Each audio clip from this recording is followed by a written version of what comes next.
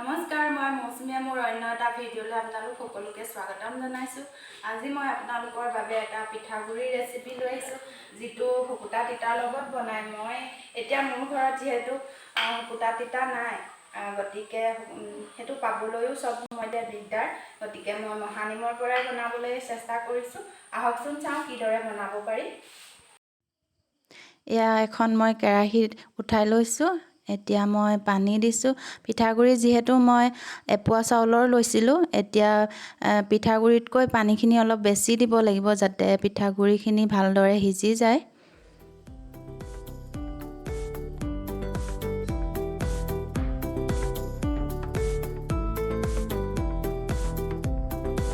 এতিয়া মই ইয়াত পিঠাগুড়িখিনি দি ল'ম।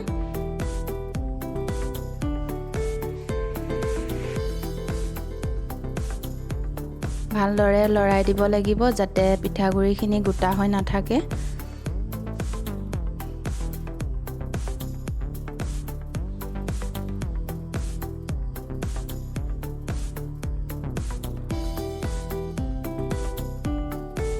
এয়া মোৰ পিঠাগুড়িখিনি ডাঠ হৈ আহিছে। এতিয়া মই জোখ অনুসৰি নিমখ দি দিছোঁ।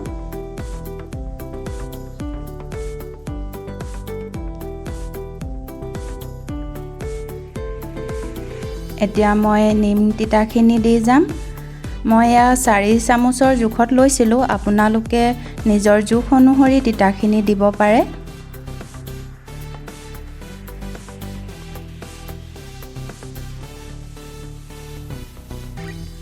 মহানিম যিহেতু আমাৰ স্বাস্থ্যৰ কাৰণে উপকাৰী আৰু এতিয়া যিহেতু কৰোনাৰ সময় চলি আছে, আপোনালোকে মাজে সময়ে বনাই খাব পাৰে।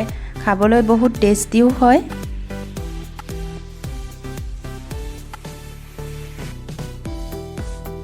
এতিয়া মই ভালদৰে লৰাই মিক্স কৰি ল'ম।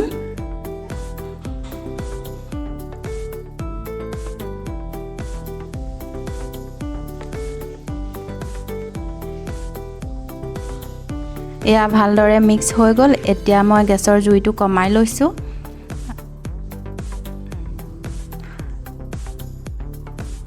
আনফালে এটা কেৰাহী উঠাই লৈছোঁ মই।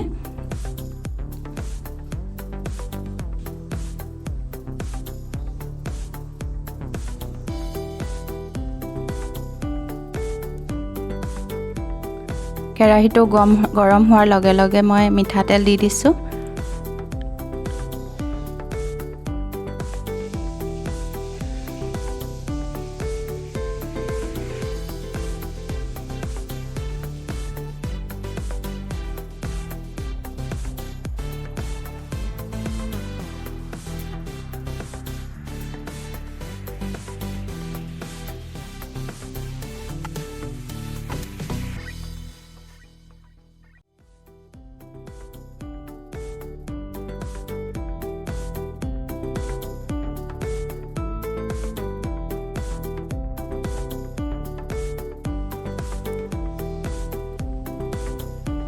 এয়া মোৰ তেল গৰম হৈ গ'ল। এতিয়া তেলখিনি গৰম হোৱাত নহৰু, আদা আৰু জলকীয়াৰ পেষ্টখিনি দি দিলোঁ।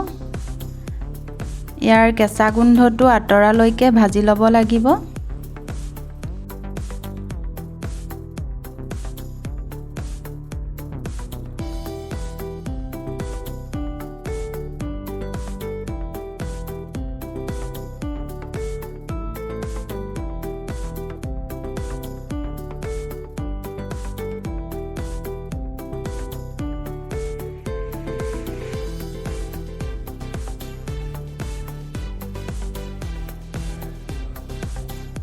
এইখিনি ভজাৰ পিছত এতিয়া অকণমান হালধি দি দিছোঁ।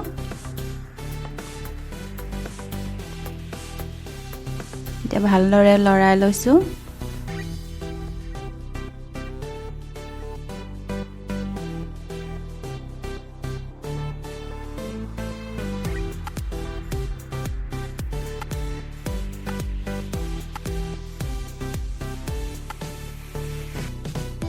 পিঠাগুড়িখিনি মাজে মাজে লৰাই থাকিব লাগিব যাতে তলৰ ফালৰ পৰা লাগি নধৰে।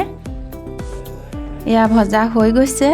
এতিয়া মই ইয়াত যোগ কৰিম।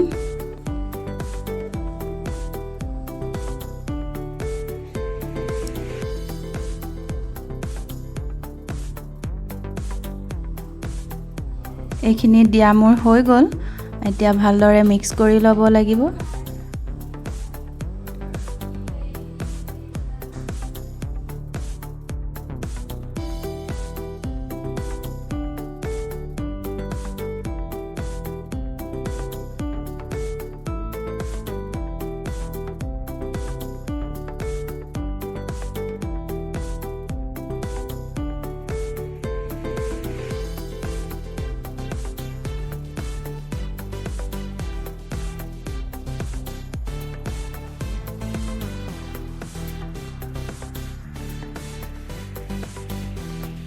এয়া মোৰ ভালদৰে মিক্স কৰা হৈ গৈছে। এয়া আমাৰ খাব পৰা হৈ গ'ল। এতিয়া মই গেছটো অফ কৰি দিছোঁ অলপ ঠাণ্ডা হ'বৰ বাবে। এয়া ৰেডি হৈ গ'ল। মই এটা বাটিত উলিয়াই আছোঁ।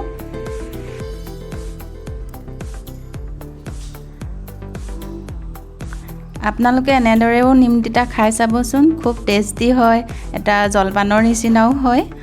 এনেদৰে বনাই খাই চাবচোন কেতিয়াবা। আৰু মোৰ ভিডিঅ'টো যদি ভাল লাগিলে লাইক কমেণ্ট কৰিব, আৰু যিসকল নতুনকৈ আহিছে মোৰ ভিডিঅ'ত ছাবস্ক্ৰাইব কৰিবলৈ নাপাহৰিব। আজিলৈ ভিডিঅ'টো ইমানতে সামৰণি মাৰিছোঁ। ধন্যবাদ।